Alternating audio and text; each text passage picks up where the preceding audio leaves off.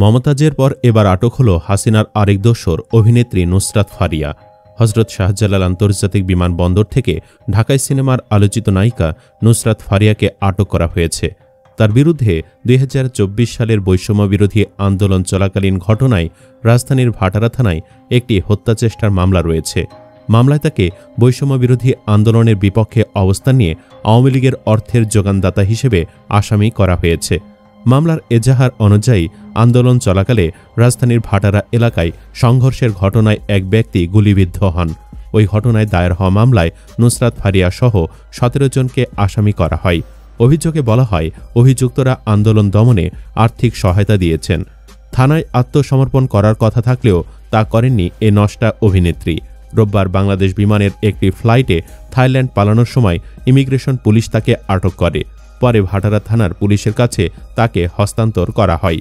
নুসরাত ফারিয়াকে আটকের বিষয়টি নিশ্চিত করে ডিএমপির অতিরিক্ত police commissioner S N. Mohammad Nazrul Islam জানান, তার বিরুদ্ধে বৈষম্যবিরোধী আন্দোলনের সময়কার মামলা রয়েছে ভাটারা থানায়।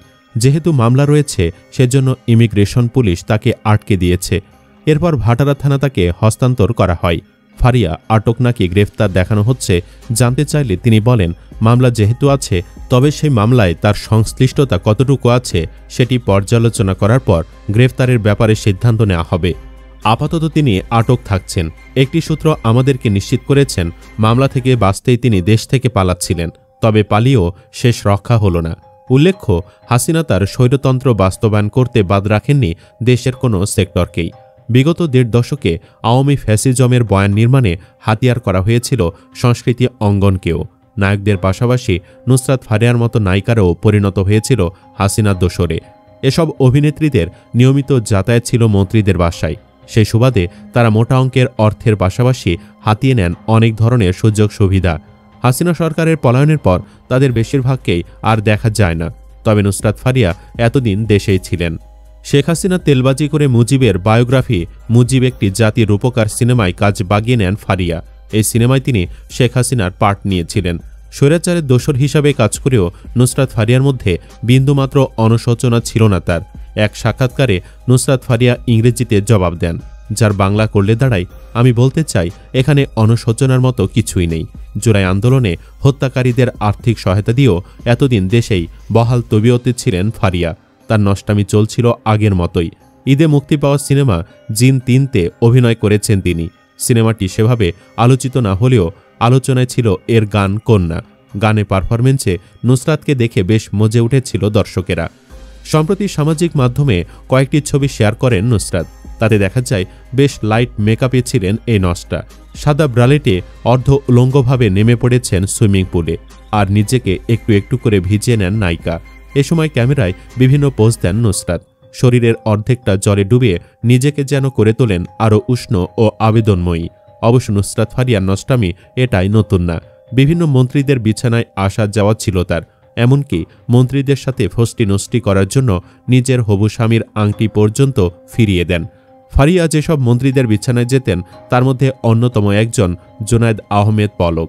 আমরা ইন্টারনেট বন্ধ করিনি, বন্ধ হয়ে গেছে, কিংবা স্যাটেলাইটে পানি ঢুকে ইন্টারনেট বন্ধ হয়ে গেছে।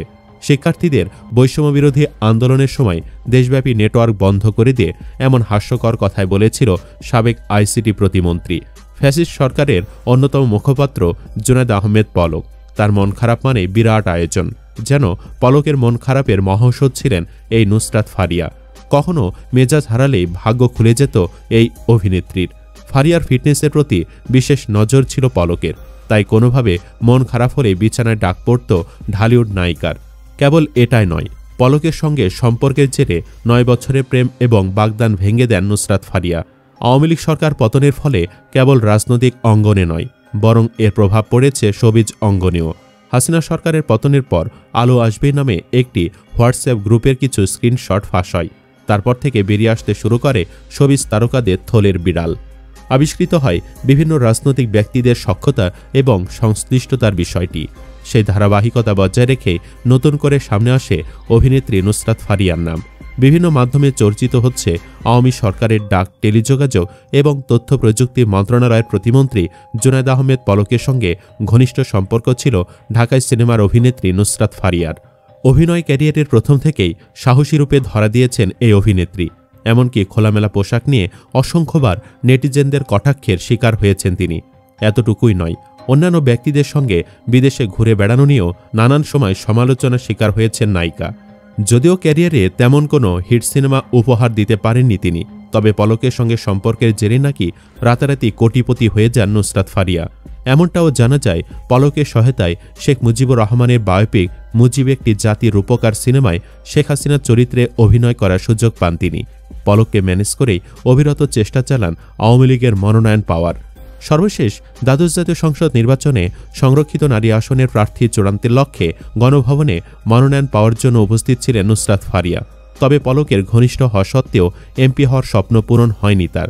কেবল এতটুকুই নয়, দীর্ঘদিনের প্রেমিক সঙ্গে 2020 সালের 21 মার্চ বাগদান সারেন নুসরাত ফারিয়া, কিন্তু পলকের জন্য সেই বাগদান ভেঙে যায়।